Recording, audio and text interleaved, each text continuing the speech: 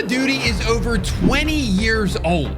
And through the golden age of the early 2010s, to the jetpack era, to the Warzone releases, there's exactly one thing that every game has in common. Something to make you mad. Something to make you want to take that controller, mouse, or whatever you're holding and smash it through your screen right then and there. From start to finish, here's one thing from every COD that everyone hated. Let's start off with COD 4. Now, obviously, it's not the first COD, it's the fourth, but we couldn't find a lobby in any of the games before this, so here we go.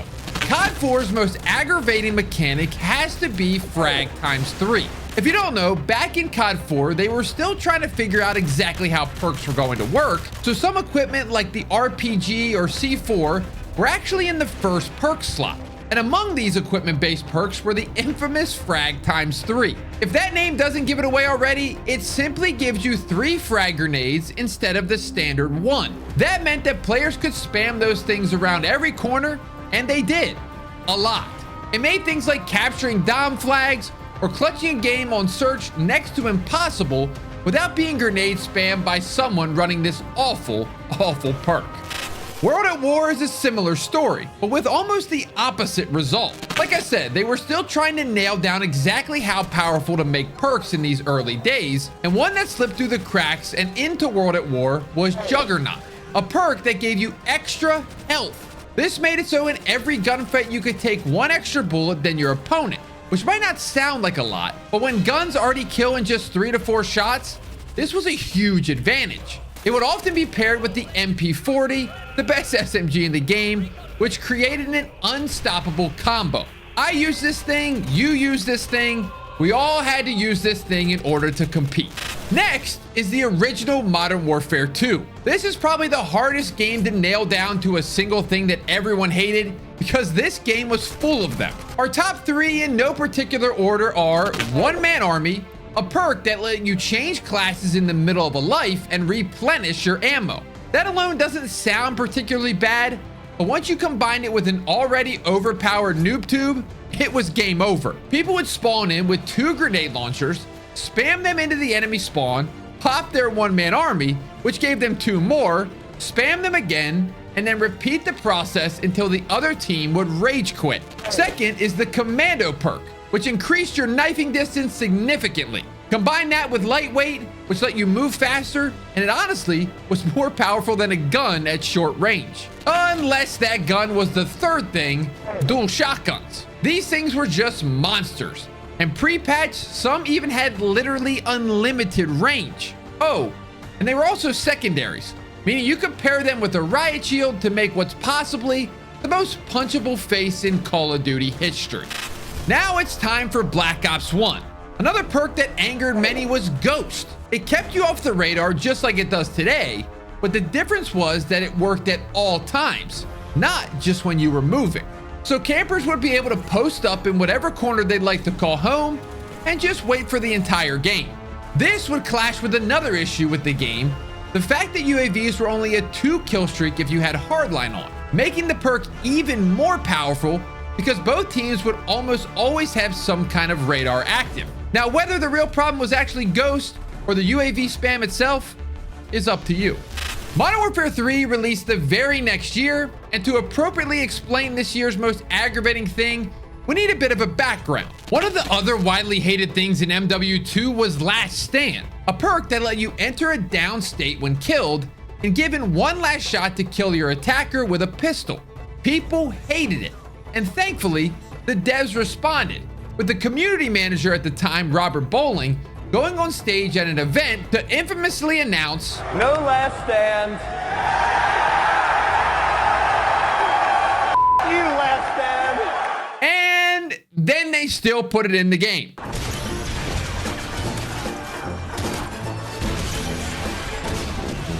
But this time as a death streak, which are exactly what they sound like. They were given to players who died a bunch without getting a kill to level the playing field. However, Final Stand wasn't even the worst of death streaks in the game, with some of the others including Martyrdom, Hollow Points, and Dead Man's Hand, which was like Final Stand, except instead of a pistol, you were given a C4 charge to literally blow your killer up with you. Black Ops 2 was relatively balanced compared to the last few games, but it too had some issues. By far the biggest rage-inducing meta was LMGs with target finders. These sights would highlight the enemies, and the high round mags of their LMGs would let even very low skilled players just point and click to melt people. Nuketown lobbies were almost ruined that year by people just posting up in one garage and aiming right down into the spawn with them. Call of Duty Ghosts was next. A flawed game in the eyes of many, and even considered to be the end of the golden era of the early 2010s. But why? Well, among other things, the maps. Unlike previous years where every map would generally follow a 3-lane design, Ghost experimented with more complex levels that led to nothing but spawn traps and long stretches between action. I mean, I'm still trying to find someone on Stonehaven to this day. These compounded with the fast time to kill, and it led to a gameplay loop where you spawn on the outskirts of the map, spend 25 seconds running into where the action is, only to get melted and respawn back on the outskirts again. Advanced Warfare was different, that's for sure. But beyond the divisive jetpacks and advanced movement, AW introduced something that just about everyone could agree was bad: supply drops. On top of this, they had an addition of stat-altering weapon blueprints within them. Some of these blueprints were completely OP and lacked a surefire way to get them beyond shelling out your hard-earned cash for a chance to randomly roll it in the loot pool. Say what you will about COD's current live service model, but it's nowhere near as bad as this era system was. And on to Black Ops 3. And I know you're sitting there on the edge of your seat wondering, what could possibly be the most hated thing in the beloved BO3? The multiplayer was solid, and the zombies was incredible. What could ruin that train? Well, the campaign. The campaign ruined that train. Train go boom. Infinite Warfare takes us to the finish as far as the future movement CODs go. And while it was mostly a grounded title, they just completely went off course with this weird dog ability. I mean, what even is this thing? Modern Warfare Remastered released at the same time as a 1-to-1 remake of COD 4. And while Frag Times 3 was definitely still an issue, the new hit registration and more players with high-speed connections made the M16 just barely beat it out in terms of BS. Grenades are cool and all, but this thing could kill in 2 bullets from across the dang map. Call of Duty World War II took the franchise in a familiar yet fresh direction. We were back in World War II, and with it, Sledgehammer created a brand new class system called Divisions. Instead of the standard 3 perks, now you were given the choice between a handful of pre-built divisions, each coming with a handful of buffs and a single additional perk slot. At launch, many players found this to be way too restrictive. If you wanted a suppressor, you needed an SMG and an airborne division. Want Ghost? You had to use the sniper division. Want more than one perk? You can't. Thankfully though, after a few months, Sledgehammer completely overhauled the system to make it a bit more user-friendly. Black Ops 4 was a bit of a mess, so we picked 2 for this game as well. Firstly, after the campaign drug BO3 down from what could have been the best COD of all time status, fans were eager to find out how they could fix it. But they didn't even bother that year. That's right, there was no campaign, and instead the third mode was given to Blackout, COD's first BR mode, which was received mostly well to be fair, but ultimately there was nothing to keep single player fans happy. We also have to mention the monetization model of BO4, which was one of the least consumer friendly we've ever had. DLC weapons were confined to reserves, which like supply drops were completely random pools. That meant that very few people would even get a chance to use so many of the great new guns added to the game post-launch. 2019 rolled around and IW rebooted the franchise with Modern Warfare, a brand new engine, a brand new universe, and brand new multiplayer systems. But what among all the new stuff did players hate the most? Doors. Yep, these dumb things. Warzone also released that year and was enough of its own thing that it warrants its own entry. It had a ton of different metas over the years, but one that always seemed to make people more and more mad than usual was the R9 shotgun, or more accurately known as the Doof Doof. What the fuck? This thing just destroyed lobbies before it was nerfed, and I'm not gonna lie, Even just watching footage of this thing now is making my blood boil a little bit. Black Ops Cold War is up next. Now, in the time since the game has been released, many people look back at Cold War and say it's the best of the Warzone era. And for what it's worth, the multiplayer is decently balanced with a good mix of old and new features that felt like a happy medium between pre and post Warzone. However, one thing that's often forgotten about was the kill streak system. Instead of the traditional way of handling streaks where they reset after each death, Cold War's streak system would keep counting through deaths. That meant it didn't matter your skill level or how well you were doing. Given enough time, anyone could get a chopper gunner and just spam streaks on the rest of the lobby. Participation trophy at its finest.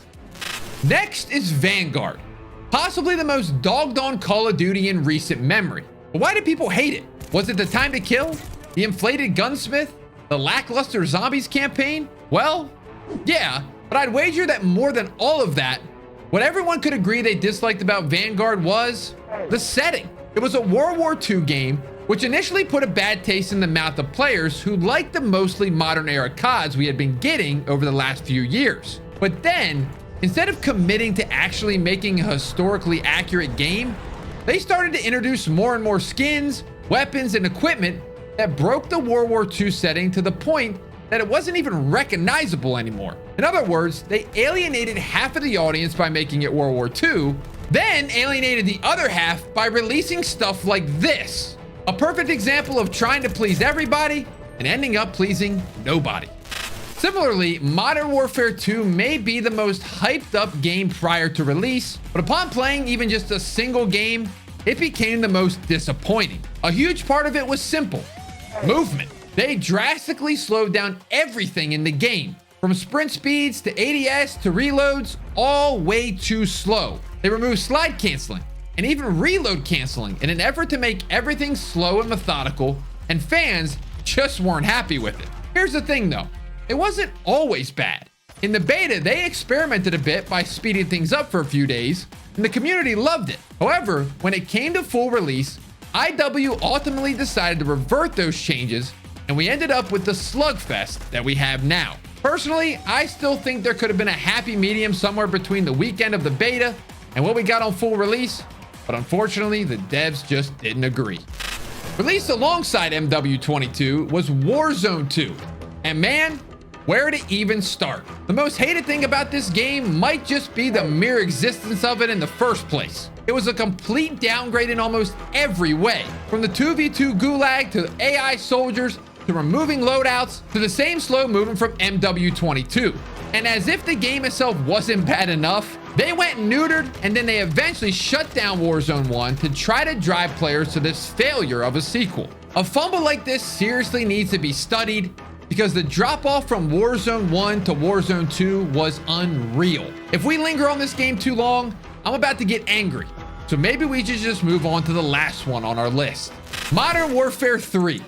The latest entry at the time of making this video. And while there's a lot to love and hate about this game's multiplayer and even zombies, the one thing I think we all can agree on was that the campaign was just awful. The story was nonsensical and lacked any real stakes, and the gameplay was cut up by these half-baked open combat missions reusing multiplayer maps. The entire thing felt like it needed a little bit more than the rumored 1 year of development time this game was given.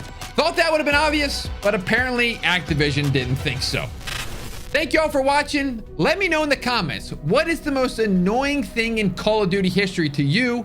If you enjoy Call of Duty and you like podcasts, go subscribe to the Going Dark podcast that I, myself, and Chopper started. Thanks for watching, and we'll see you in the next one. Securing Alpha. Cover me, I'm reloading. Alpha secure. We've taken the lead.